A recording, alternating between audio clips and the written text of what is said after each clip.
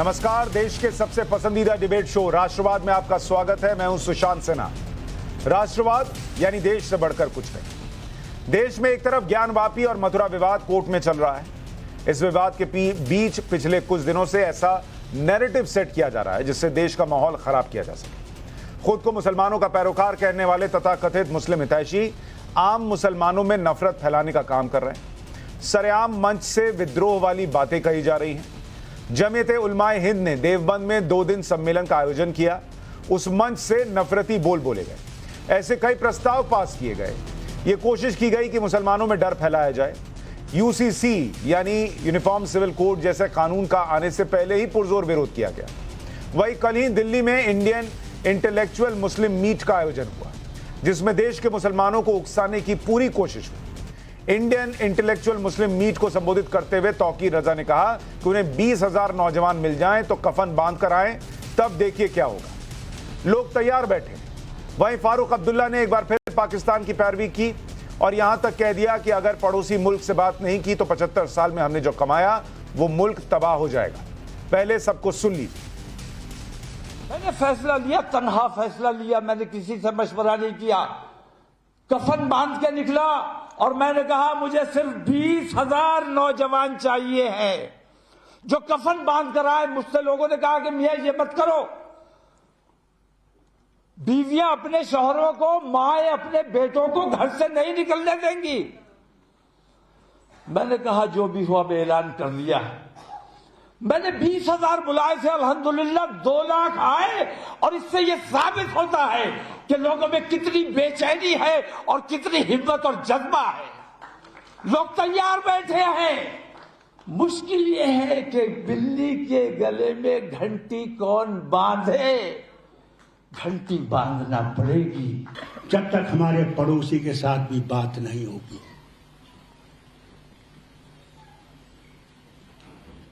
जब तक वो भी इस बात पे नहीं आ जाएंगे कि हमने मिलजुल के रहना है, हमने रास्ते निकालने हैं एक दूसरे के साथ बेहतरी के लिए, जंग तबाही का बाइस हो सकती है। देखिए यूक्रेन को, देखिए कैसे वहां के लोग कहां हैं। आज की जंग मामूली जंग नहीं है। आज की जंग रॉकेट्स हैं, एटम बम है, अल्लाह जाने क्या नहीं है। जो हमने 75 साल में बनाया है वो मिनटों में उड़ जाएगा। इससे पहले जमीयत उलमाए हिंद के चीफ मौलाना महमूद मदनी ने लगातार 2 दिन देवबंद के मंच से जहर उगला। मदनी ने यूसीसी का विरोध करने की बात कही। इतना ही नहीं, मदनी ने यह तक कह दिया कि अगर उनके मजहब से किसी को दिक्कत है तो वो कहीं और चला जाए, पाकिस्तान चला जाए। एक बार सुन लीजिए उनको। तो इस तजवीज से मुताल्लिक, यूनिफॉर्म सिविल कोड की तजवीज से मुताल्लिक ये कहना चाहता हूं, कानून कोई बन जाए,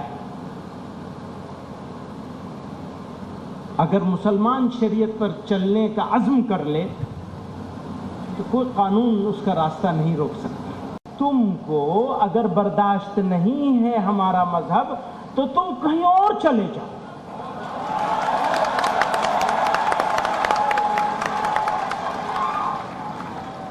भेजना नहीं है किसी को, भेजना नहीं है किसी को, क्योंकि वो जरा सी बात पे कहते हैं ना पाकिस्तान चले जाओ। भैया तुम्हें मौका नहीं मिला था पाकिस्तान जाने का, हमें मौका मिला था, हमने रिजेक्ट किया है उसे पाकिस्तान जाने के मौका। इसलिए हम नहीं जाएंगे, जिसको भेजने का शौक है वो चला जाए। जमीयत के मंच से 2 दिन में कई प्रस्ताव पास किए। शरीयत की जमकर पैरवी हुई। देश में नफरत फैलाने की बात कही गई। सरकार पर निशाना साधा गया। मुसलमानों में डर पैदा करने की कोशिश की गई। राष्ट्रवाद के नाम पर देश की राष्ट्रीय एकता को तोड़ने की बातें कही गई तो ज्ञानवापी पर निचली अदालत के फैसले को गलत बताया। वर्शिप एक्ट की दुहाई दी गई। ये सारी बातें। ऐसे में आज के सवाल हैं कि तौकीर रजा मुसलमानों का लश्कर बनाएंगे क्या? मौलाना मदनी भड़काएंगे, अब्दुल्ला उकसाएंगे? ज्ञानवापी मथुरा के बीच विद्रोह वाली धमकी है क्या ये? मुसलमानों को डराने, भड़काने और उकसाने की होड़ क्यों मची हुई? इस पर चर्चा करने के लिए प्रोफेसर कपिल कुमार, इतिहासकार, हमारे साथ जुड़ रहे हैं। हर्षवर्धन त्रिपाठी, वरिष्ठ पत्रकार हैं हमारे साथ। डॉक्टर शोएब जमई, अध्यक्ष हैं IMF के, जुड़ रहे हैं। और मौलाना अलीमुद्दीन असदी, इस्लामिक स्कॉलर है, जुड़ रहे हैं। आप सभी का बहुत स्वागत है। शोएब जमई साहब, ये पूरा मामला कोर्ट में है, दोनों पक्ष अपनी दलीलें रख रहे हैं, हर पक्ष को सुना जा रहा है, मुस्लिम पक्ष को सुनने के लिए जितना वक्त चाहिए बोलने के लिए वो दिया जा रहा है। फिर जो बातें कही जा रही हैं उसकी कोई जरूरत है कि कफन बांधकर 20,000 लोग मिल जाएं, या हम यूसीसी को नहीं मानेंगे, या हमारे सब्र का इम्तिहान न लिया जाए? इन बातों का क्या मतलब है? देखिए सुशांत जी, आपने जो सवाल पूछा है मैं उसका बारी बारी से जवाब दूंगा, लेकिन एक बहुत बड़ी गुजारिश आपके चैनल के माध्यम से करना चाहूंगा कि क्योंकि पिछले दिनों कुछ ऐसी टिप्पणी आपके सिस्टर चैनल टाइम्स नाउ के जरिए से बीजेपी प्रवक्ता निपुण शर्मा के थ्रू हुआ, जिसकी वजह से हमारे कौम के अंदर बड़ा हंगामा भी मचा, और जो लोग टीवी चैनल पे अपीयर होते हैं जो मुस्लिम प्रवक्ता, वो भी अंडर फायर है। तो मैं बड़ी गुजारिश के साथ ये कहूंगा कि हम लोग यहाँ पे आइडियोलॉजी पे जरूर बात रखेंगे, कार्रवाई जो हो रही है कानूनी और अदालत की उस पर जरूर बात रखेंगे, लेकिन मेरा भी अपना वादा है, मेरी भी अपनी कोशिश है कि मैं किसी के मजहब के खिलाफ कोई ऐसी टिप्पणी नहीं करूंगा। और मैं चाहता हूं कि आपके चैनल के माध्यम से हमारे मजहब, हमारे आराध्य, हमारे नबी मोहम्मद सल्लल्लाहु अलैहि वसल्लम के खिलाफ कोई ऐसी आपत्तिजनक टिप्पणी ना की जाए, अन्यथा आपको पता है सर, मेरे शो में नहीं होता सर, और ना मैं होने देता हूं, आपको पता है, पूरी कोशिश रहती है मेरी। जी बोलिए। तो इसलिए चूंकि इसका बहुत बड़ा अभी समाज के अंदर बहुत ज्यादा रोष है, बहुत ज्यादा गुस्सा है, तो मैं चाहूंगा कि हम लोग अपनी अपनी बारी बारी में अच्छी सी बातें रखें। नंबर 1, जो किसी के आपने सवाल पूछा है जमीयत उलमा हिंद के हवाले से, तो देखिए जमीयत उलमा हिंद ने जो अपनी रिजोल्यूशन अपनाई है उसको मैंने पढ़ा भी है गौर से। कुछ एजुकेशनल रिजोल्यूशंस हैं और यूसीसी पर जो रिजोल्यूशंस है, देखिए लोकतंत्र में कोई जरूरी नहीं कि सारे पक्ष सरकार के फैसले से सहमति रखते हो, और अभी तो ड्राफ्ट भी नहीं आया है। और यूसीसी पर जो सरकार ने एक लॉ कमीशन बनाया था, उसने भी ये सजेस्ट किया था पिछली दफा कि अभी उसको जो है यूसीसी में कुछ इस्लामिक जुरिस्प्रूडेंस को ना रखा जाए, ये बातें लॉ कमीशन ने कही थी। तो अगर जमीयत उलमा हिंद ने अपना एक रेजोल्यूशन अपनाया है तो इसमें मुझे लगता है कि लोकतंत्र की बात है, वाद विवाद संवाद होना चाहिए और इसकी गुंजाइश है। नहीं, लेकिन मैं यही कह रहा हूँ शोएब जमई जी कि जब अभी आया ही नहीं, ये वही चीज है कि जैसे एनआरसी आई नहीं लेकिन उसका विरोध हो गया, यूसीसी आया नहीं विरोध हो गया, अभी ज्ञानवापी का मामला कोर्ट में चल रहा है, आप रेजोल्यूशन लेकर आ रहे हैं। एक तरफ आप कह रहे हैं कि हम देश का कानून मानते हैं, 91 का एक्ट है, दूसरी तरफ उसी देश के संविधान से कानून अगर बन जाए या विधानसभाओं से कानून बन जाए यूसीसी का, तो आप नहीं मानेंगे, आप शरीयत मानेंगे। आप ट्रिपल तलाक पर देश के संविधान से बना कानून नहीं मानेंगे, आप शरीयत मानेंगे। तो जब आपकी मर्जी करेगी आप शरीयत मानेंगे, जब मन करेगा 91 का एक्ट लेकर आएंगे और कहेंगे हम देश का कानून मानेंगे। ये किस लिए है और क्या जरूरत है इसकी? फिर क्या मतलब? बात देखिए, ये बात को तोड़ मरोड़ने की जरूरत नहीं है, बहुत क्लियर है कि जब ड्राफ्ट अभी भारतीय जनता पार्टी के लीडर्स के पास भी नहीं होगा, दूसरे लोगों के पास भी नहीं होगा, लेकिन जो बयानबाजी भारतीय जनता पार्टी के लीडर्स ने की या फिर सरकार के कुछ मंत्री और प्रवक्ता ने की, उसी के जवाब में अगर दूसरा पक्ष भी उस तरह की बयानबाजी कर रहा है और ये कह रहा है कि यूसीसी में अगर ये चीजें शामिल होगी तो हम इसका विरोध करेंगे, तो मुझे लगता है वो इंतजार करना चाहिए और उस वक्त के लिए संवाद की गुंजाइश हर लोकतंत्र में होती है। तो वही तो मैं कह रहा हूं, जैसे आप इंतजार के लिए कह रहे हैं, उनको भी इंतजार करना चाहिए था। हर्षवर्धन त्रिपाठी, एक तरफ मामला कोर्ट में चल रहा है ज्ञानवापी का, यूसीसी खुद वो कह रहे हैं शोएब जमई अभी जो है वो केंद्र सरकार लेकर नहीं आई, तो फिर ये जो किया जा रहा है ये सीधे सीधे क्यों ना माना जाए कि आप मुसलमानों को भड़का रहे हैं, आप पॉलिटिकल फायदा उठाने की कोशिश कर रहे हैं, उनके सेंटिमेंट को आप एग्रीवेट कर रहे हैं। सुशांत जी, ये टर्म डिक्टेट करने की आदत पहले तो बंद कर देनी चाहिए। ये देश किसी शरीयत या किसी जमीयत उलेमाए हिंद या किसी भी संगठन के, वो कोई हिंदुओं का संगठन हो, कोई मुस्लिमों का संगठन हो या किसी का भी संगठन हो, उसके हिसाब से नहीं चलेगा। कोई टर्म डिक्टेट नहीं कर सकता है। ये देश चलेगा संविधान में जो लोकतांत्रिक मर्यादा है उसके अंतर्गत, संसद जो कानून बनाएगी उससे। जो वहां हुआ है उसका एक कॉन्ट्राडिक्टरी स्टेटमेंट सुनना चाहिए सबको। कह रहे हैं भैया सबको एक बराबर क्यों नहीं देखते, मुसलमानों के ऊपर अत्याचार हो रहा है। दूसरी लाइन में कहते हैं कि यूसीसी नहीं मानेंगे, यानी समान नागरिक संहिता उनको परेशान करती है, तो कैसे मुसलमानों के ऊपर अत्याचार हो रहा है? तो कम से कम पहले स्पष्ट होना सीखें। दरअसल ये पूरी तरह से मुसलमानों को भड़काकर देश में अराजकता फैलाने की कोशिश है और इससे बचना चाहिए, नहीं तो लोकतांत्रिक तौर पर सरकारें जो चुनी जाती हैं उनका ये दायित्व है कि कानूनी कार्रवाई। एक तरफ आप कह रहे हैं कि हम 91 का एक्ट है जिससे मस्जिद जो है उसका स्वरूप नहीं बदल सकता, वहां आपको संविधान पर पूरा भरोसा है, वहां आपको देश के संसद से आए कानून पर भरोसा है, भले वो कानून जो मूल भाव है कि भाई कोई भी व्यक्ति सुप्रीम कोर्ट या किसी कोर्ट जा सकता है उसको छीनता हो, लेकिन आपको उस कानून पर भरोसा है। लेकिन ट्रिपल तलाक पर देश की संसद से आया कानून नहीं चलेगा, यूसीसी से पर अगर देश के संसद से कानून आ जाए तो आप पहले ही विरोध कर देंगे, 370 देश की संसद हटाए आप उसका विरोध कर देंगे। तो जब आपका मन करेगा आप मानेंगे, जब मन नहीं करेगा तब आप शरीयत मानेंगे, ऐसे थोड़ी चलेगा सर। नहीं, दरअसल ये प्रवृत्ति दिखाता है। आप अगर देखें जो मैंने शब्द कहा कि टर्म डिक्टेट कर रहे हैं, इनको आदत है। देश की स्वतंत्रता के बाद जो कट्टर इस्लामिक थे वो जिन्ना की अगुवाई में चले गए पाकिस्तान लेके, लेकिन यहां उस मानसिकता के बहुत से लोग हैं। और जब ये मदनी साहब कहते हैं पाकिस्तान चले जाओ, कौन किसको कहता है पाकिस्तान चले जाओ?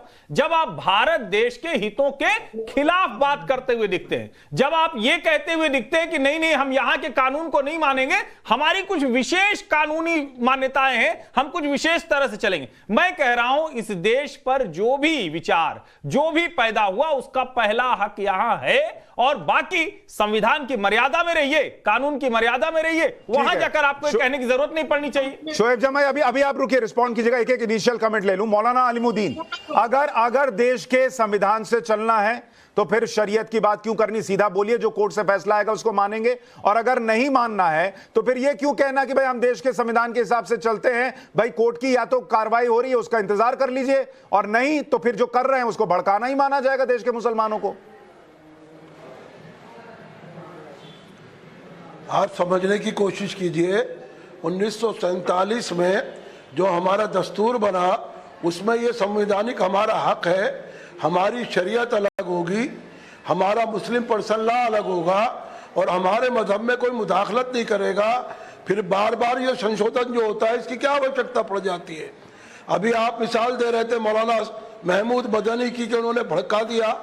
आपको मालूम नहीं है जमीयत उलमा हिंद वो जमात है जिसने हिंदुस्तान को आज़ाद कराने में तन मन धन और जानिब का बलिदान देकर, यानी अपनी कुर्बानियां देकर इस मुल्क की एकता को कायम करने के लिए, इस मुल्क को बचाने के लिए हमने साथ दिया। महात्मा गांधी का साथ दिया, पंडित जवाहरलाल नेहरू का साथ दिया, और सबका साथ सबका विकास तो हकीकत में हम मुसलमानों ने किया है। हम लोग जो है वो लोग हैं जो हिंदुस्तान में अमन और शांति चाहते हैं। नहीं तो अमन और शांति इस कीमत पर आएगी कि आपके लिहाज से देश चलेगा, अपना हक मानते हैं, कानून के लिहाज से नहीं चलेगा, संविधान के लिहाज से नहीं चलेगा। ज्ञानवापी मस्जिद के लिए कानून की दुहाई देते हैं, और पर्सनल लॉ के लिए और यूसीसी के लिए आप अलग धारा करते हैं। यूसीसी आज का मसला है, ना कि 1947 में जो संविधान बना और 1950 में लागू हुआ। मौलाना असदी, कोई शक नहीं है मौलाना असदी कि हमारे धर्म के मौलाना साहब मुदाखलत की जाएगी। मौलाना साहब जब वो मदनी साहब कह रहे थे, मौलाना अलीमुद्दीन, मौलाना साहब सुन लीजिए, कर रहे हैं जैसे देश के कानून के साथ। मौलाना साहब मेरी बात सुन लीजिए।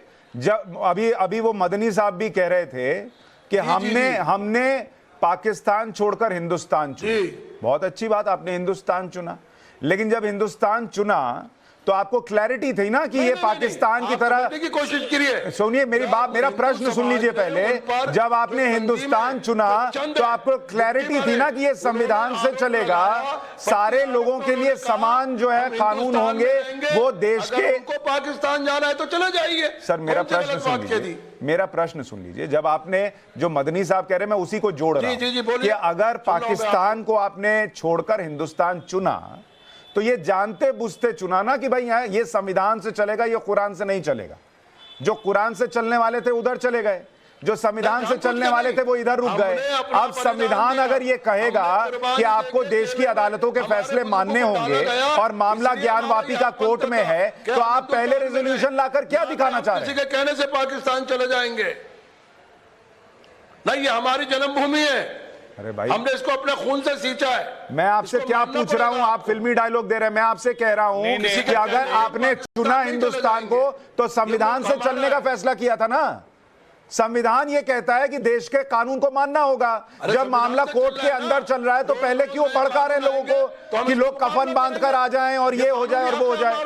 कानूनी लड़ाई लड़ेंगे हम इसके लिए। तो कानूनी लड़ाई लड़िए, यूसीसी नहीं मानेंगे ये पहले से कैसे घोषित कर दिया? वहां देवबंद में नहीं हुई, देवबंद के अंदर जो 2 दिन का सम्मेलन चला है मैनेजिंग कमेटी का जमीयत उलमा हिंद का, उसके अंदर जो रेजोल्यूशन हुए उसमें सद्भावना बनाने के लिए हुए। सद्भावना बोलने से नहीं बनती ना सर, सद्भावना कानून मानने से बनती है। कपिल कुमार जी जो बयान अभी आ रहे हैं, एक के बाद एक आ रहे हैं, मौलाना साहब आप रुकिए, एक इनिशियल कमेंट लेने दीजिए। कपिल कुमार जी जो बयान आ रहे हैं, क्या वो देश में सद्भावना बढ़ाने वाले हैं या देश के मुसलमान को भड़काने वाले हैं? आप बताइए कपिल कुमार जी। सुशांत जी चुप कराइए, मैं तुम्हें बताऊं। हाँ बोलिए। इनकी एक रीत बन गई है कि चित भी मेरी, पट भी मेरी, अंटी मेरे बाबा की। कहीं इन्हें संविधान याद आ जाता है, कहीं इन्हें शरीयत याद आ जाती है। मैंने तो इनसे कहा है कि भैया आप ऐसा करिए, आप संविधान छोड़ दीजिए और आप पूरे देश में शरीयत लगा दीजिए, और शरीयत को ईमानदारी से लगाइए कि जितने आपके मजहब के लोग फिर चोरी करते पकड़े जाएंगे उनके हाथ काटे जाएंगे। या जो शरीयत के हिसाब से जो उसके अंदर वो है कानून बने हुए हैं कि किसी को पत्थर फेंक के मारना, किसी को कुछ करना, वो सारे लागू करिए। ये तो नहीं होगा कि आपकी औरतों के लिए तो शरीयत है 3 तलाक के नाम पे, बुर्का के नाम पे, हिजाब के नाम पे, और मर्दों के लिए शरीयत नहीं है, मर्दों के लिए पुलिस और थाना और कॉन्स्टिट्यूशन है। तो पहले तो आपस में बैठ के ये लोग, इनका जो एक वो बना हुआ है मुस्लिम पर्सनल बोर्ड है, क्या है वो पर्सनल लॉ बोर्ड, पहले वो तय कर ले बैठ करके। अब आइए दूसरी तरफ। आज मैं अभी न्यूज देख रहा था जिसमें इनके वकील ये कह रहे हैं कि जो साक्ष्य मिले हैं वहां पे ज्ञानवापी मस्जिद के अंदर, उनको पब्लिक ना किया जाए। तो भैया क्यों नहीं पब्लिक किया जाए? अगर आपको इसमें जैसे बार बार इनका पक्ष कह रहा है कि वहां पे कुछ भी नहीं है, तो भाई आपको तो सबसे पहले कहना चाहिए कि इनको पब्लिक किया जाए। आप क्यों कह रहे हैं कि पब्लिक नहीं किया जाए? ये मेरी समझ में आके नहीं देता। और दूसरे जो बयान है इन लोगों के कि 20,000 दे दो लश्कर और वो ये हो जाएगा, एक को पहले वो वासी का भाई देता है बयान के 2 घंटे को पुलिस हटा लो, ये कर लेंगे। भैया मुझे ये बताइए, ये जो मौलाना साहब कह रहे हैं कि देश हमारा है, बिल्कुल आपका है, आपका हमारा दोनों का है, लेकिन उस देश के अंदर अगर जो ये बयान देते हैं कि 20,000 दे दो मैं ठीक कर दूंगा, और जो ये बयान देता है कि 2 घंटे को पुलिस हटा लो, उनकी आप एक शब्द में भी आलोचना कर सकते हैं, उनको आप कंडेम करते हैं। बताइए शोएब जमाई, करते हुए शोएब जमाई बताइए, बंद हो जाती है। शोएब जमाई, टेररिज्म के नाम पे जो लोग मारे जाते हैं इस्लाम की दुहाई दे करके, उनको कंडेम करते हुए आपकी जबान बंद हो जाती है। ठीक है कपिल कुमार जी रिएक्शन लेने दीजिए, शोएब जमाई इस पर जवाब देंगे कि आप संविधान। और एक चीज मैं और बता दूं आपको, दुनिया के अंदर आज कोई भी मुसलमान जो है, जो प्रगतिशील मुसलमान है, वो चाहेगा अपनी संतान और अपनी बच्चों को आगे बढ़ाने के लिए। इनके नेता क्या करते हैं कि अपने बच्चों को तो अंग्रेजी स्कूल में पढ़ाते हैं, अपने बच्चों को इंग्लैंड भेज देते हैं, ओवैसी साहब का आप खुद कहां पढ़ के आए थे, और यहाँ के जो गरीब मुसलमान है ठीक है, उनको कहेंगे तुम मदरसे में चले जाओ। ठीक है कपिल कुमार जी रिएक्शन लेने दीजिए। कपिल कुमार जी आपने प्रश्न पूछा, उसका जवाब देने दीजिए। शोएब जमाई बोलिए, शोएब जमाई बोलिए, कहाँ ले जा रहे हैं आप बात को मोड़कर? जी सुशांत जी, देखिए कौन कितना संविधान और कोर्ट के, सुप्रीम कोर्ट का यहाँ से पालन करता है, इसका अभी मैं एक्सपोज कर दिए देता हूँ। 1991 का जो रिलीजियस वर्शिप एक्ट है उसको कौन चैलेंज कर रहा है? इसका जवाब दूंगा मैं, चैलेंज कर रहा है। जवाब 1991 रिलीजियस एक्ट जो है वो संविधान की गलत है, 91 का और जवाब उसके अभी बारे में देता हूं। कौन खत लिख रहा है? हिंदू पक्ष की तरफ से यहाँ से जो कुछ बाबा है उन्होंने खत लिखा। 1991 के रिलीजियस प्रोटेक्शन एक्ट जो संविधान का हिस्सा, किसी मुसलमान ने उसको चैलेंज किया? क्या नहीं किया। बार बार 1991 एक्ट को एक मिनट रुकिए, एक मिनट रुकिए, एक मिनट रुकिए, एक मिनट रुकिए, एक मिनट, हाँ इस पे बड़ा जरूरी है, ये शोएब जमाई की आदत है कि झूठ बोल देते हैं। मैंने शोएब जमाई एक मिनट अपना अधपक्का झूठ अपने पास रखिए, पहले हर्षवर्धन बोलेंगे फिर मैं बोलूंगा। हर्षवर्धन जी बोलिए। 30 सेकंड, हाँ। 30 सेकंड। शोएब नहीं अभी रुकिए, अभी आप गलत बोल रहे हैं, अभी आप रुकिए, अभी आप गलत बोल रहे हैं। हर्षवर्धन जी बोलेंगे फिर मैं बोलूंगा। शोएब जमाई कह रहे हैं कि संविधान में लिखा है 1951 का वर्शिप एक्ट। अरे भाई कम से कम थोड़ा तो बोलते समझ लो, बहुत समझदारी। संविधान कब बना था और 1991 का वर्शिप एक्ट कब है? दोनों को जरा मिला के करना बंद कर दीजिए। और 1991 के वर्षिप एक्ट को चैलेंज नहीं किया जा सकता, इस पर बहुत लंबी बहस हो चुकी है, लेकिन कम से कम टीवी पर बोल रहे हैं आप। इतने ज्यादा नासमझ न दिखे कि संविधान का बता दें 1991 कानून को। अब शोएब जमाई मेरा जवाब सुनिए। शोएब जमाई, आप फैक्चुअली रॉन्ग है, इसको पहले सुन लीजिए। 91 का वर्शिप एक्ट चूंकि इस देश के हर नागरिक को, सिर्फ हिंदू को नहीं, हर नागरिक को कोर्ट का दरवाजा खटखटाने से रोकता है, इसलिए इस मामले में कोई नहीं गया 91 के एक्ट को लेकर। सुब्रमण्यम स्वामी और दूसरे लोग इसको पहले लेकर जा चुके हैं, पहली बात। दूसरी बात, आप इसको सुनिए, अगर आप 91 के एक्ट को चैलेंज करते हैं, आप भी कीजिए, मैं कह रहा हूं आप भी कीजिए, लेकिन एक minute sir, Hindu marriage act आया, इस देश में बाकी धर्मों पर यूसीसी लगा हुआ है, क्या किसी ने विरोध किया? किसी ने विरोध किया? ट्रिपल तलाक का आप विरोध करते हैं, 370 हटने का आप विरोध करते हैं, आप बिना आए यूसीसी का विरोध करते हैं, आप बिना आए एनआरसी का विरोध करते हैं, और फिर एक 91 का एक्ट उठा के कहते हैं हम इसको मानेंगे। नहीं, और ये संविधान का हिस्सा नहीं है। इस 1991 के एक्ट को देश की संसद ने बनाया, हाँ, हमने तो नहीं बनाया। ट्रिपल तलाक का कानून किसने बनाया? ट्रिपल तलाक का कानून पाकिस्तान की संसद ने बनाया। एक मिनट सुन लीजिए सिर्फ। सीए किसने बनाया? सीए किसने बनाया? विरोध कौन कर रहा है? हिंदू पक्ष कर रहा है। नंबर 1, हिंदू पक्ष नहीं कर रहा है, आप फिर गलत कह रहे हैं, आप फिर गलत कह रहे हैं। हिंदू पक्ष नहीं विरोध कर रहा है 91 के एक्ट का, वो कह रहा है 91 का एक्ट इस पर लगता ही नहीं है, लागू नहीं होता है, और सुप्रीम उसको 91 के एक्ट का विरोध नहीं करते। आप पढ़िए पहले, 91 के एक्ट का विरोध करते हुए सुब्रमण्यम स्वामी कोर्ट गए हुए हैं, हिंदू पक्ष नहीं गया है। अब आप बात कहिए। अरे भाई, तो क्यों सरकार के मंत्री कह रहे हैं कि उसको बदलना पड़ेगा, तो हम बदल देंगे? क्योंकि मैं आपको बताता हूं, अगर ये अंदर साबित हो जाएगा कि मंदिर मौजूद है और उसके बाद भी एक पक्ष बेशर्मी से लगा रहेगा कि नहीं हमको यहां मस्जिद चाहिए, तो फिर कानून में चेंज होगा।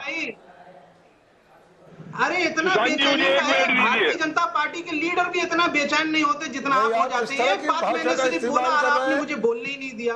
अरे मैं कह रहा हूँ सबरीमाला सुप्रीम कोर्ट में नहीं माने थे आपने कहा नहीं, यहाँ से हम तो इसको रिव्यू में जाएंगे। दूसरा, किसमें नहीं माने थे? प्रोटेक्शन नहीं, ये जरा साफ करिए सुशांत जी, ये फिर 6 दिसंबर 1992 को किसने तोड़ा उस स्ट्रक्चर को, उस ढांचे को? आप लोगों ने तोड़ा, हिंदू पक्ष ने तोड़ा, वहां को आपने नहीं माना। सुप्रीम कोर्ट का ऑर्डर था कि उस नहीं, बिल्कुल सुप्रीम कोर्ट को माना, तो 2 बार निचली अदालत से सर्वोच्च न्यायालय तक मानते ही रहे। एक मिनट शोएब जमाई, एक बात सुन लीजिए, सुनिए मेरी बात। इस देश में ना 80 करोड़ हिंदू हैं, इस देश में 80 करोड़ से ज्यादा हिंदू है। मेरी बात सुन लीजिए शोएब जमाई, 80 करोड़ से ज्यादा हिंदू हैं, बावजूद इसके इस देश में हिंदुओं ने भगवान श्री राम के होने का सबूत कोर्ट में रखा। ये नहीं कहा कि 40,000 हिंदू कफन बांध करके मुझे मिल जाएं तो बाबरी मस्जिद अभी के अभी गिरा देंगे। 1992 में उस मस्जिद को शहीद कर दी। ये सुप्रीम कोर्ट के ऑर्डर की अवहेलना नहीं थी।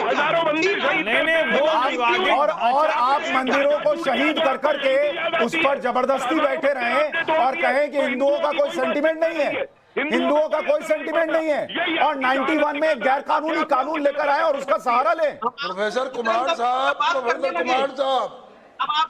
तारीख का मुताला कर लीजिए। ठीक है, मौलाना अलीमुद्दीन, हिंदुस्तान की मर्दमशुमारी देख लीजिए। संविधान की बात करें तो संविधान की बात कीजिए। डरा धमकाना, लाठी डंडे चलाना, वायलेंस करना, एक ढांचा गिर गया तो आपकी शहादत हो गई और आपने हजारों तोड़े, वो कोई इजाजत नहीं थी। कौन हिंसा की बात कर रहा है? किसी पक्ष के किसी हिंदू पक्ष? मुझे एक मिनट दीजिए। नहीं, एक मिनट, एक बात इनको ये कपिल कुमार जी आप रिस्पॉन्ड करें, कपिल कुमार जी आप रिस्पॉन्ड करें। बस मैं इतना याद दिला दूं, आपको इतना याद दिला दूं, जिस बाबरी मस्जिद के शहीद होने का आपको बड़ा दर्द है और कहते हैं कि हिंदुओं ने भगवान राम के होने का सबूत दिया इस देश के अंदर, फिर भी उन्हें दुख नहीं होना चाहिए। उसी बाबरी मस्जिद के ढहाने का केस चला और उसमें लोगों पर कार्रवाइयां हुई। ये इस देश का संविधान है और इस देश को मानने वाला हिंदू पक्ष है, तो हिंदुओं की सहनशीलता को यह ना कहिए कि वो सहनशील ना है।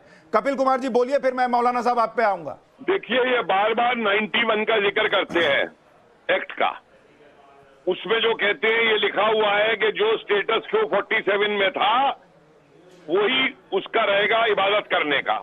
लेकिन मुझे एक चीज बताइए कि उस एक्ट में ये कहां पे लिखा हुआ है कि 47 से पहले का जो स्टेटस था उसकी जांच नहीं हो सकती कि वहां पे क्या स्टेटस था। और ये जो बार बार कहते हैं 47 का स्टेटस हमें मानना है, इसका मतलब ये कबूल कर रहे हैं कि 47 से पहले इन्होंने मंदिर तोड़ के वहां मस्जिद बनाई है और अब ये उस मस्जिद को बनाए रखना चाहते हैं। और जो इनके इस्लाम के धर्म के खिलाफ है, इस्लाम में इनके साथ लिखा हुआ है कि आप दूसरी जगह पर जिसकी इबादत होती थी तारीख में रहिए, तारीख से मत भटकिए। हिंदुस्तान आजाद 1947 में हुआ है। दूसरी तरफ अपनी ये खुद कुरान की अवहेलना करते हैं, खुद कुरान के खिलाफ जाते हैं। अरे भाई कैसे मुसलमान है ये? आपसे तो अगर 300 साल पहले बनी मस्जिद है तो वो तो चेंज भी नहीं हो सकती, वो ना तोड़ी जा सकती। मौलाना अलीमुद्दीन मॉन्यूमेंट्स एक्ट अगर लागू होता है और इसमें सब अरे इसका जमीन साहब सोल्यूशन नहीं है। जी अगर सॉल्यूशन करना चाहते हैं, अगर मुझे सॉल्यूशन दिया जाए तो मैं कहता ठीक कुमार है। साहब को तो खामोश ऊपर कराइए। जाकर के आप इबादत प्रोफेसर करिए, साहब को नमाज कहना उम्र का पढ़िए ख्याल रखें, और नीचे जाकर के संयम पूजा रखें। करने दीजिए, दोनों को साथ साथ मिलकर चलने दीजिए। लेकिन आपके मुंह से ये नहीं निकलेगा कि दोनों मिलकर साथ चले। मौलाना अलीमुद्दीन, कह रहा हूँ इस बात को। एक मिनट कपिल जी, एक मिनट कपिल जी, एक मिनट मौलाना जी, देखिए मौलाना जी, मैं ये कह रहा हूं कि मसला सिर्फ ज्ञानवापी का नहीं है। जब मौलाना मदनी ये कहते हैं कि अपनी शरीयत को पकड़ कर रखो, आपको ये तय करना होगा कि देश में संविधान मानना है कि शरीयत मानना है। आपको दोनों जब सामने खड़े होंगे, एक को चुनना होगा। आप संविधान को अपने मन मुताबिक नहीं मान सकते। सुन लीजिए आप, कपिल जी का ऑडियो कम कीजिए, बोलिए। आप सुन तो लीजिए ना, आप बोलिए जी, सुन लीजिए।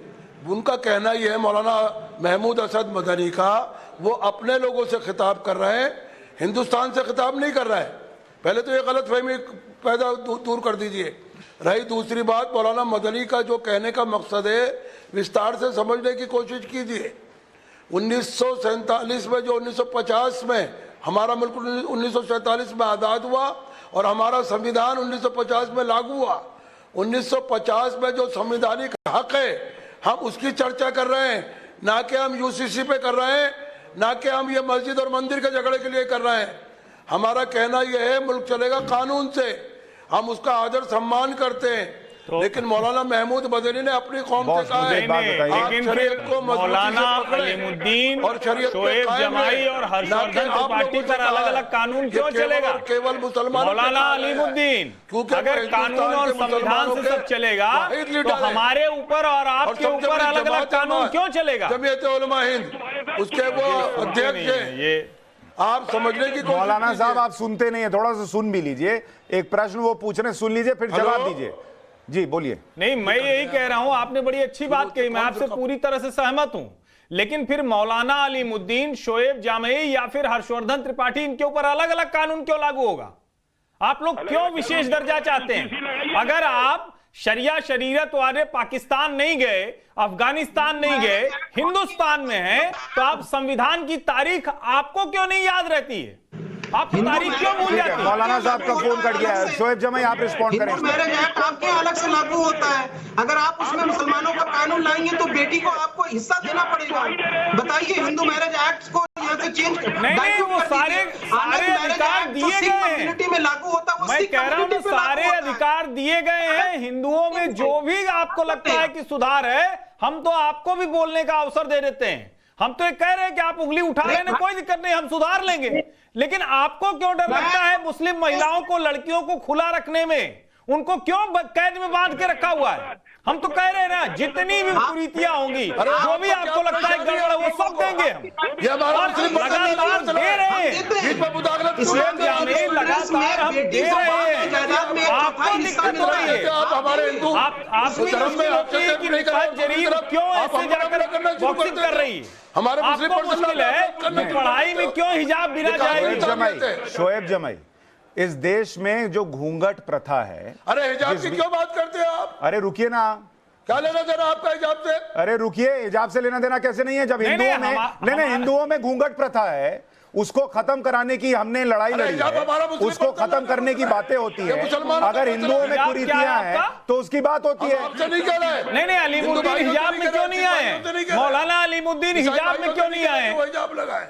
मौलाना अलीमुद्दीन और शोएब जामई हिजाब पहन के क्यों नहीं आए? अरे क्यों आएंगे, हम मर्द हैं। अरे आप मर्द हैं? आप क्यों हमारे बीच में बोलते हो? नहीं नहीं, हम हमारे दीन पे मुस्लिम नहीं बोल रहे हैं, हम भाइयों तो को आपके ऊपर बोल रहे हैं, हम किसी दीन पे नहीं बोल रहे हैं। हम जो इस टीवी की बहस में दो लोग आए हैं और कह रहे हैं कि ये मुसलमान का जरूरी चीज है हिजाब, तो आप क्यों नहीं पहन के आए? हम अपने मजहब पे खुश नहीं नहीं, हम मजहब पे तो सवाल ही नहीं कर रहे हैं। कौन सी बात? एक मिनट, मौलाना अलीमुद्दीन थोड़ा रुकिए। आप चूंकि सुनते नहीं हैं, आप बोलते जाते हैं, बहस कहीं और चली जाती है। शोएब जमाई रिस्पॉन्ड कीजिए। शोएब जमाई बोलिए। एक मिनट, अलीमुद्दीन साहब रुकिए, अलीमुद्दीन साहब रुकिए, ऑडियो कम कीजिए। नहीं नहीं, शोएब वो जमाई मर्द हैं, वो भला क्यों रुकेंगे? वो मर्द है ना। शोएब जमाई बोलिए। वो मर्द हैं, अलीमुद्दीन का ऑडियो कम करो यार। महिलाओं को रोकेंगे।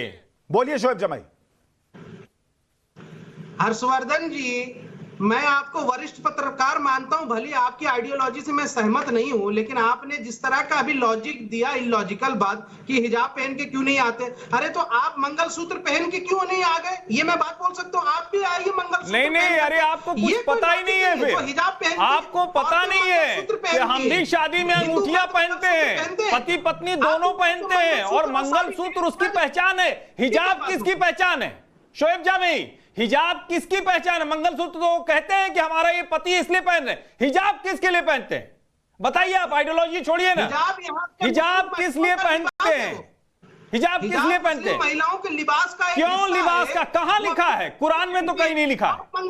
कुरान में कहीं नहीं लिखा है कि ये इसका हिस्सा है।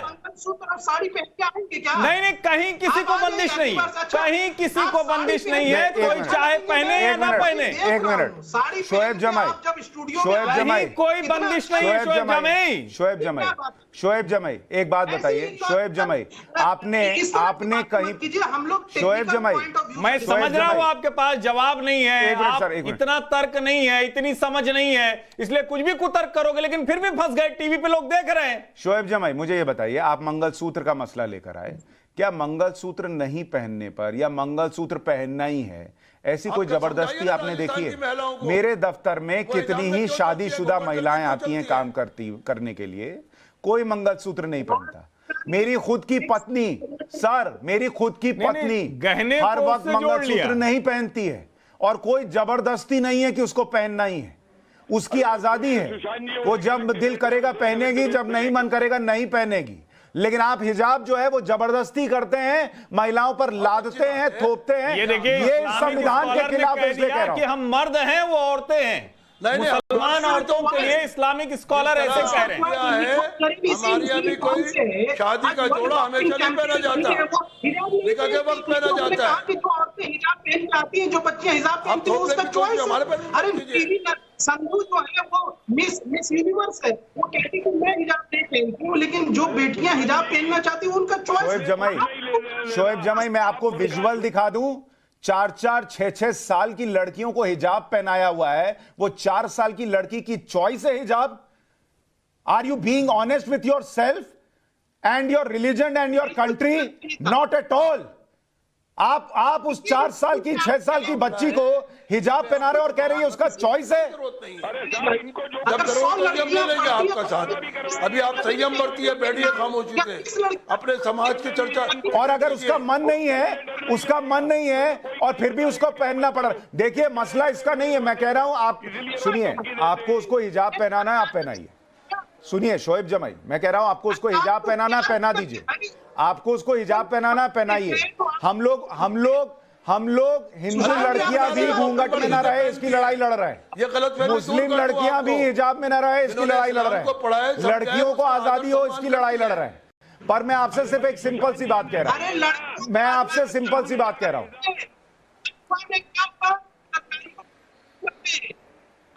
हाथरस में क्या आधी रात को बेटी को जला दिया। देखिए शोएब जामी को कुछ नहीं सूझता है, आपको कुछ नहीं सूझ रहा तो आप हाथरस चले गए। कुछ भी कहां चर्चा हो रही है और आप हाथरस चले गए। मेरा प्रश्न इतना है, संविधान या शरीयत? और आप मुसलमानों को भड़काना क्यों कब छोड़ेंगे कि जब देश का कानून मानना है तो चुपचाप बैठिए कि भाई अभी कोर्ट में चल रहा है मसला, कुछ बात नहीं होगी इस पर। एक तरफ कह रहे हैं 20,000 कफन बांध के मिल जाएं, 20,000 कफन बांध के क्यों चाहिए फिर बताइए?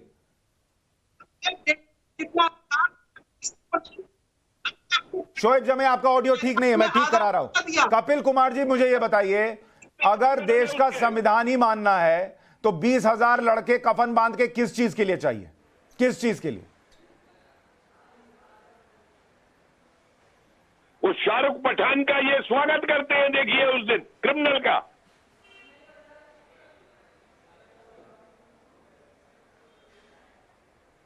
कपिल जी अपनी बात पूरी कीजिए। देखिए हर क्रिमिनल का ये स्वागत करते हैं। शाहरुख पठान का देख लीजिए दिल्ली में किस तरीके से स्वागत किया इन्होंने, वो जो पिस्तौलें तान रहा था। हर क्रिमिनल को ये टिकट देते हैं इनके नेता। अरे भाई आप क्या कोई प्रोफेसर नहीं है, आप क्या कोई इंजीनियर नहीं है, आप क्या कोई डॉक्टर नहीं है जिनको आप चुनाव में टिकट दें? इनकी चुनाव में टिकट भी उन्हीं को दी जाती है जो क्रिमिनल है लिस्टेड। ये किस मानसिकता की बात करते हैं ये मेरे से? और मैंने कह रहा हूं ना कि आम 20,000 लोगों के लश्कर को क्यों बना रहा है भाई? पहले खुद भी तो बाहर आ, या तेरे खाली लफाजी करने से तू बहुत बड़ा जिहादी बच जाएगा? नहीं मुझे तमाशा बना रखा है इन्होंने। मुझे एक बात बताइए सर, देश इनके लिए नाम वही नहीं है, कोई दूसरे आदमी जो है उसकी कोई औकात नहीं है, कोई दूसरा आदमी जो है उसके कोई सेंटिमेंट नहीं है, उसकी कोई मानसिकता नहीं है। इनकी मानसिकता हमेशा हल्ट होती रहती है और ये डरे हुए। अरे अगर ये डरे हुए होते तो इस तरीके से टीवी पे आके बोलने की हिम्मत नहीं होती इनकी। अलीमुद्दीन साहब मुझे एक बात बताइए। इन्होंने बहाना बना, अलीमुद्दीन साहब एक मिनट, कपिल अलीमुद्दीन साहब, कर दे आकर के टीवी पे। अलीमुद्दीन साहब मैं ये कह रहा हूँ, मैं देखिए मैं सिर्फ इतनी सी बात पूछ रहा हूँ। सर मेरा प्रश्न सुन लीजिए पहले, आप रिस्पॉन्ड कीजिएगा पहले, मेरा समझ लीजिए, सुन तो लीजिए सर। हिजाब का मसला, 3 तलाक का मसला, मुस्लिम पर्सन लॉ का मसला, ये हमारा मुस्लिम पर्सन लॉ का मसला ये कुरान और हदीस की रोशनी में बना हुआ है। सुन लीजिए आप इसको, अगर हम मुसलमान कैसी बात कर रहे हैं भाई, मेरी बात सुनिए, हमें गारंटी दी गई है, सुनिए मेरी बात सुनिए, आजादी के तौर पर एक मिनट सुनिए मेरी बात, मानेंगे, सुनिए, ये हमें गारंटी दी गई है। नहीं फिर ये बहस का मौजूद क्या है? नहीं मेरा कहने का मकसद ये है सिर्फ इतना केवल, नहीं किसी दूसरे का कोई मसला नहीं, एक मिनट सर, एक मिनट रुक जाइए कपिल जी, एक मिनट, आवाज साफ नहीं जा रही। और अपने मुस्लिम शरीयत की भी पाबंदी करेंगे, क्योंकि तभी तो हम मुसलमान रहेंगे। अगर हम मुस्लिम शरीयत की पाबंदी नहीं करेंगे और उस पर अमल नहीं करेंगे तो फिर हम मुसलमान कहलाने के लायक ही नहीं रहेंगे।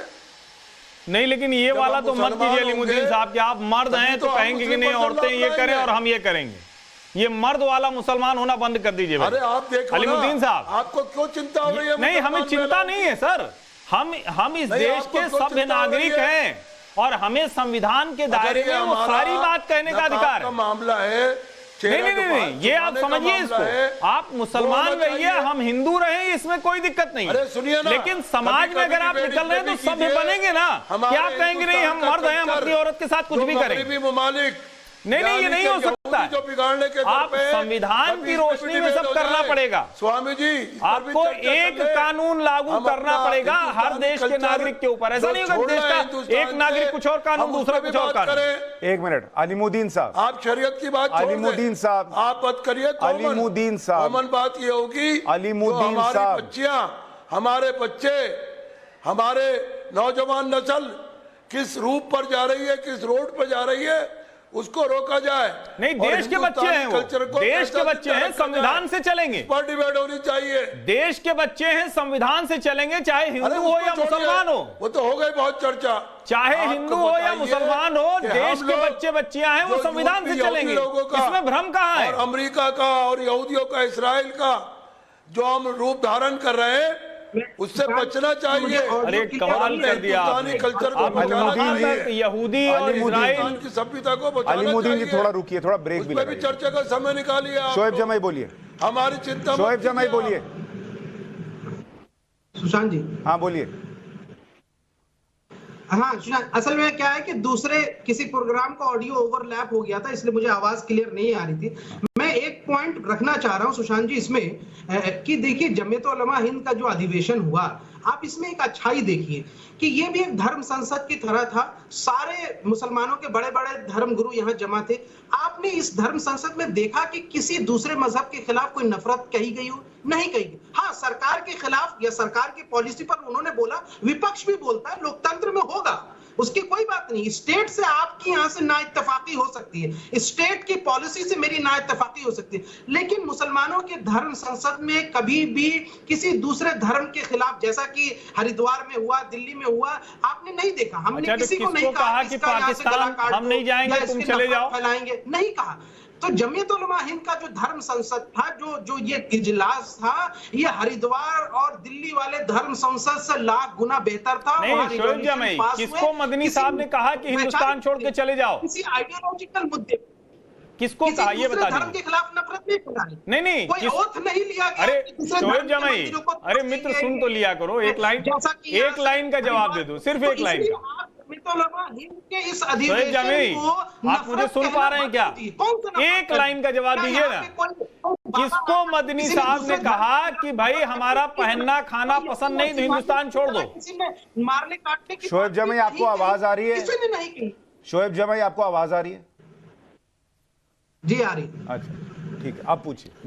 मैं शोएब जामई आपसे एक सवाल पूछ रहा हूं कि तो मदनी साहब ने जो कहा कि हमारा खाना पहनना पसंद नहीं है तो हिंदुस्तान छोड़ के चले जाओ, किसको कहा था ये? अरे भाई, खाना पहनना पसंद नहीं है, हिंदुस्तान छोड़ के चले जाओ, इस तरह की भाषणबाजी भारतीय जनता पार्टी नहीं फिर देखिए शोएब जामई, दो बात मत किया कीजिए। जब आपने कहा कि हमारी धर्म संसद थी वो मुसलमानों की और उसमें कुछ नहीं हुआ तो उसमें ये सवाल आया, आप इसका जवाब दीजिए। और अगर ये उतना है तो जैसे वसीम अकरम जिसको रिजवी से त्यागी हो गए तो आप लोगों को कष्ट हो गया तो वो जेल चले गए, वो तो लंबे कई महीने जेल में रहे, तो क्या अब उसके हिसाब से मदनी साहब को भी जेल जाना चाहिए? अगर आप ये कह रहे हैं कि वही है त्यागी जो है जेल चले, या जो भी त्यागी साहब जेल चले गए वो तो इसलिए भी गए क्योंकि वक्फ शिया वक्फ बोर्ड के जमीन का उनका मामला। नहीं ये देखिए आप फिर घालमेल कर रहे हैं। देखिए आपके साथ ये मुश्किल है, आप एक बात पे नहीं रहते हैं शोएब जमई। आपने कहा कि मुसलमानों की धर्म संसद थी, यहां कुछ नहीं कहा गया किसी के खिलाफ। जब मैं आपसे सवाल पूछ रहा हूं कि किसको कहा मदनी ने कि आप हिंदुस्तान छोड़ के चले जाओ, हमारा खाना पहनना पसंद नहीं है, तो आप उसका जवाब नहीं दे पाए, फिर कहीं और चले गए। अब आपसे मैं कह रहा हूं कि अगर उस लिहाज से जैसे रिजवी साहब जेल चले गए तो त्यागी होने पर, वैसे ही आपके भी यहां क्या मदनी को जेल जाना चाहिए क्या, या क्या करना चाहिए? सुनिए, मदनी साहब ने किसी मजहब किसी धर्म के खिलाफ तो कुछ नहीं कहा। ऐसे बहुत सारे पॉलिटिकल आइडियोलॉजी के लोग। अरे भाई, धर्म के खिलाफ नहीं बोला। ये कहां से नहीं बोला धर्म के खिलाफ? 20,000 लोगों की फौज तैयार कर रहे हो, किसके खिलाफ? किसको हिंदुस्तान से निकाल देना है? जिस व्यक्ति ने ये कहा कि 20,000 लोग कफन बांधकर मुझे मिल जाएं, उसको जेल जाना चाहिए कि नहीं जाना चाहिए? अरे भाई, यहाँ से जिन भाई साहब ने ये कहा है, इसी उत्तर प्रदेश में रहते हैं, चुनाव के दौरान भी इन्होंने बयानबाजी की थी। जाना चाहिए ना, जाना चाहिए ना, बोलिए ना जेल जाना चाहिए, खखर के बोलिए जेल जाना चाहिए।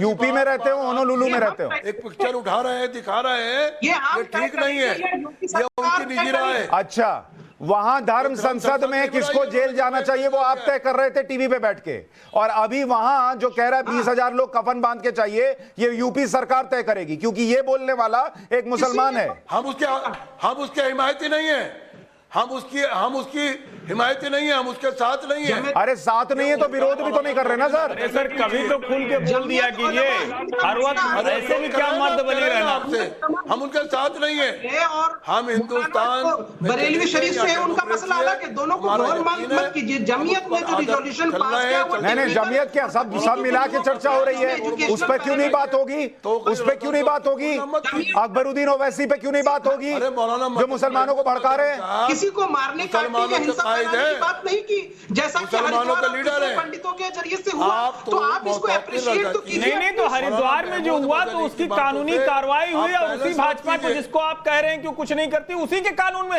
राज में सब कुछ हुआ, कानूनी कार्रवाई। जेल गए कि नहीं गए? नहीं, हमें लेना देना नहीं, जेल गए या नहीं गए? और मैं कह रहा हूं कि अगर यहाँ हुआ तो बोलने में आप इतना क्यों परेशान हो? और ऐसे तो आप कल को कहेंगे कि हम मुसलमानों में पसमानदा की बात ये बोल देंगे टीवी पे बैठ के हमारा लेना देना नहीं, तो वो आदमी कुछ भी बोलता रहे, वो नील हो जाता है, शून्य हो जाता है। लेकिन दूसरा, अगर कोई 4 लोग बोल दे तो पूरे हिंदुस्तान की छवि वही हो जाती है कि मुसलमानों को डराया जा रहा है, धमकाया जा रहा है, और सारा हिंदू जो है वो इनके ऊपर जो है वो आक्रामक हो गया है।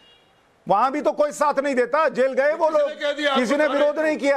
अरे जिस दिन ये देखिए, किसी ने इनाम भी नहीं घोषित किया है, इतने से लोग हैं, किसी ने इनाम नहीं घोषित किया कि 5 लाख रुपए देंगे, 50 लाख रुपए देंगे। हमारे साथ हैं, हम 1000 सम्मेलन करेंगे, 1000 कॉन्फ्रेंस करेंगे, हिंदू मुस्लिम इत्तेहाद को लेकर करेंगे, हिंदू मुस्लिम सिख ईसाई को लेकर मंच साझा करेंगे।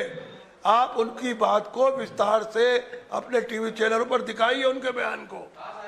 उन्होंने कहा है 1000 हम कॉन्फ्रेंस बुलाएंगे पूरे हिंदुस्तान में, ठीक है, लेकिन वो एक मिनट को लेकर सर 1000 कॉन्फ्रेंस बुलाएंगे, किस तरह देश एक मिनट 1000 कॉन्फ्रेंस बुलाएंगे, हिंदू मुस्लिम की एकता की बात करेंगे, लेकिन मस्जिद के अंदर मंदिर के सबूत भी मिल जाएंगे, हम सुप्रीम कोर्ट तक जाएंगे। ये कौन सी एकता है? अरे भाई वो तो संवैधानिक हक है हमारा, संवैधानिक हक है। मस्जिद के अंदर मंदिर मिल जाने के बाद भी कानूनी लड़ाई लड़ना आपका संवैधानिक हक है। वहां शरीयत, वहां कुरान सब चला गया हमारा। हम सुप्रीम कोर्ट में जाएंगे, इसमें आपको आलोचना करने की क्या जरूरत है? आपको डर भय क्या है? हम 100 बार नहीं लाखों मरतबा कह चुके, हम सुप्रीम कोर्ट का सम्मान करते हैं, आदर करते हैं, इज्जत करते हैं, उसका जो भी फैसला होगा सुशांत जी कोर्ट में नहीं, डर तो कौन रहा है? एविडेंस सामने है। शोएब जमाई, मैं तो ये कह रहा हूं कि हिंदू पक्ष तो ना सबूत रखने से डर रहा, ना कोर्ट जाने से डर रहा, ना 91 की एक्ट पे चर्चा से डर रहा, ना वो वीडियोग्राफी सामने आने से डर रहा। सबूत कौन नहीं रख रहा? मुस्लिम पक्ष। वीडियोग्राफी सामने ना आए ये कौन कह रहा? मुस्लिम पक्ष। 91 के एक्ट के पीछे कौन छुप रहा? मुस्लिम पक्ष। और हिंदू मुस्लिम भाईचारे की बात करते हैं आप लोग। सुशांत जी आपकी सिस्टर चैनल है नव भारत टाइम्स, उसकी रिपोर्ट में देख रहा था अभी जो बनारस के डिस्ट्रिक्ट कोर्ट में जो ये आपने कहा कि मुस्लिम पक्ष ने वीडियोग्राफी जारी करने की बात नहीं की, वो हिंदू पक्ष और मुस्लिम पक्ष दोनों ने कहा कि उसको सार्वजनिक न किया जाए, बल्कि उसकी आप नव भारत टाइम्स छोड़िए, टाइम्स नाउ नव भारत पे विष्णु जैन का स्टेटमेंट है, रिकॉर्डिंग है, बोलते हुए सुनिए इसको। विष्णु जैन कह रहे हैं इसको चला दीजिए इसको। तो फिर आप हमारी आलोचना शुरू कर देते हैं। भाई मैं कोई आलोचना नहीं कर रहा, आपको जो करना है कीजिए, लेकिन 20,000 लोग कफन बांध के मत बुलाइए, और उसके बाद मत कहिए कि हम देश के कानून को मानते हैं। अगर कफन बांध के लोग बुला रहे हैं, आप 20,000 बुलाएंगे, कोई 40,000 बुलाएगा। कानून को मानेंगे, हवाला दे दे तब भी गलत, संविधान का हवाला दे दे तब भी गलत। नहीं, संविधान का हवाला दीजिए, लेकिन एक लाइन पे रहिए। 91 का एक्ट मानेंगे, यूसीसी नहीं मानेंगे, ट्रिपल तलाक नहीं मानेंगे, 370 नहीं मानेंगे, सीए नहीं मानेंगे, 10 नहीं मानेंगे, एक मानेंगे जिसमें अपना हित सदता हो। हर्षवर्धन जी, नहीं देखिए, ये जो जिसने भी आज की बहस देखी है, बहुत साफ हो गया कि मौलाना अलीमुद्दीन जो इस्लामिक स्कॉलर हैं, वो कह रहे हैं कि हम मर्द हैं, जो चाहे वो करें। दूसरी बात वो कह रहे हैं कि मुस्लिम महिलाओं के लिए कोई बोलो मत, हम उनको जैसे चाहेंगे वैसे रखेंगे। तीसरी बात ये कह रहे हैं कि संविधान ने हमें कह दिया कि शरिया शरीयत। अरे भाई, शरिया शरीयत के लिहाज से आपको अपनी पूजा करनी है, आपको जैसे मजहब में रहना है, लेकिन देश में रहने के लिए संविधान चाहिए। हमें इसे पाकिस्तान और अफगानिस्तान नहीं बनाना है। शरिया शरीयत बनाते तालिबान ने क्या बना दिया हम सब ने देखा अफगानिस्तान। कम कृपा करके ये मुसलमानों पर इस तरह का कहर मत बनवाइए। देखिए भाई, एक चीज तो क्लैरिटी है कि संविधान के ऊपर किसी का धर्म तो नहीं है इस देश में। ये बात जिसको समझ में आएगी उसके लिए अच्छा, जिसको नहीं समझ में आएगी उसको समझना पड़ेगा, क्योंकि रहना यही है तो चलना संविधान से ही पड़ेगा। और धमका के डरा के ये वाला राज तो अब गया देश से, वो चलना है नहीं। आप लोग बहुत शुक्रिया, चर्चा में जुड़े। मेरे पास वक्त इतना ही।